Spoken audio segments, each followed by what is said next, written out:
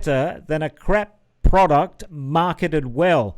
Now, using persuasion techniques is obviously a major part of the self-improvement industry. Can you tell us about the core principles around persuasion and why they are so effective, Lawrie?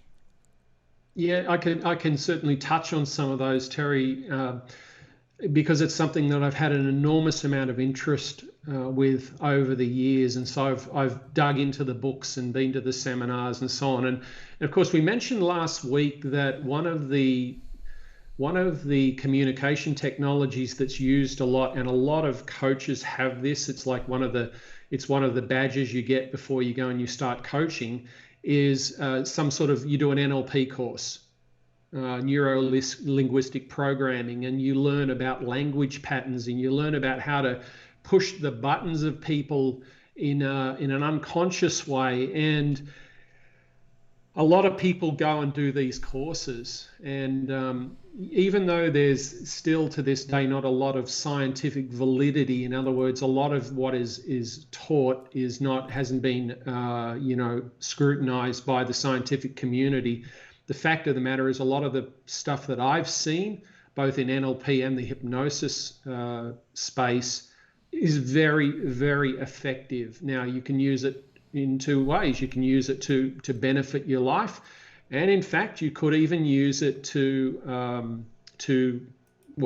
can use it to benefit others, but you can do it in two ways. I mean, you can do it in a very integral way, being someone who is genuinely wanting to help someone, or not. And so I've studied the work of Dr. Robert Cialdini. He's very well known, Terry. I wrote, the first book that I ever read was The Psychology of Persuasion by him, which came out about 20 years ago. And he's considered the leading social scientist in the field of influence. And how he apparently got into this field was that he started to notice, with the topic of persuasion, how easily people could step over the ethical line into manipulation or even abuse just through persuasive skills. So I've seen this firsthand many times.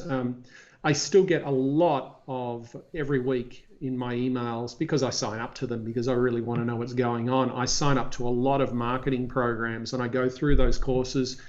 And, to be honest, I want to start with one this morning that I got the first video of, and it was 14 minutes long.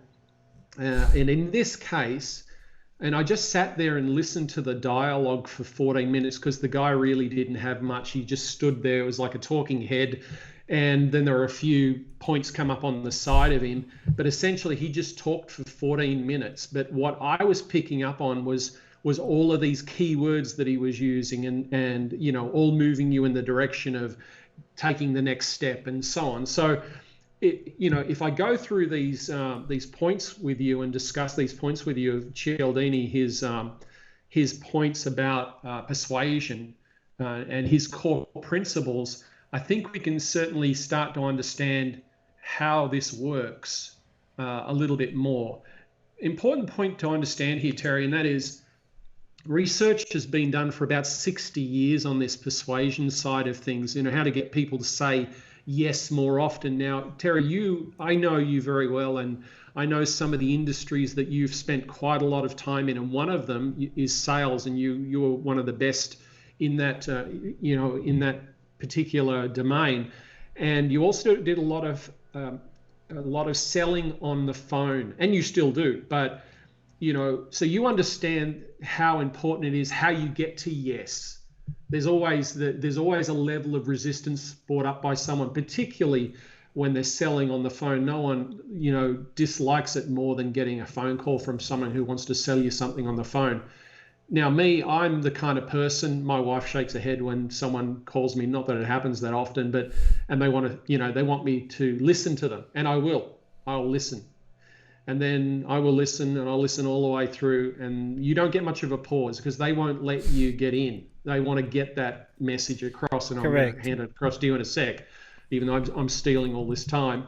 And then I'll just say at the end of it, look, thanks so much for your time. I appreciate, your effort, but I'm not interested. And there's not a lot of places they can go once they've done everything that they've done. And I know this from a behavioral point of view. I know that if I let them get their whole spiel out and then I say, no, it's not something I'm interested at this stage, thank you very much, and I'm polite about it, they don't have a lot to come back with, because they're waiting for the interruptions, and then they've got their cue cards or their script in front of them to be able to answer those rebuttals. answers. Yep. Right.